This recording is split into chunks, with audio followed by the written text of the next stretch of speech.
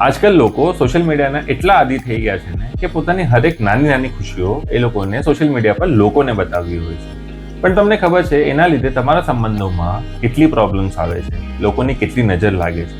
એના માટે આ કવિતા લખી છે. સંબંધોની ખટાશ અને મીઠાશ બધાને નથી મળતી. બાગમાં ખીલેલા ફૂલની સુગંધ બધાને નથી મળતી. જો તમને મળી હોય તો સાચવી લો એને. કેટલું સારું છે એ ના કહો કોઈને. દુનિયાની નજર લાગતા વાર નથી લાગતી. સંબંધોને તૂટવા તકરાર નથી લાગતી. બસ બે કડવા વેણ અને સંબંધ પતી જાય છે. એકબીજાના મનની દૂરી વધી જાય છે.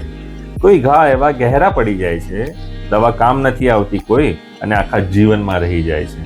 એના પછી મન ના હોય તો છોડવા સિવાય કોઈ રસ્તો નથી બચતો. પ્રેમ કેટલો પણ ઊંડો હોય પણ સંબંધ નથી ટકતો. તો રાખો છુપાવીને પોતાના સંબંધના સુખ અને દુઃખને.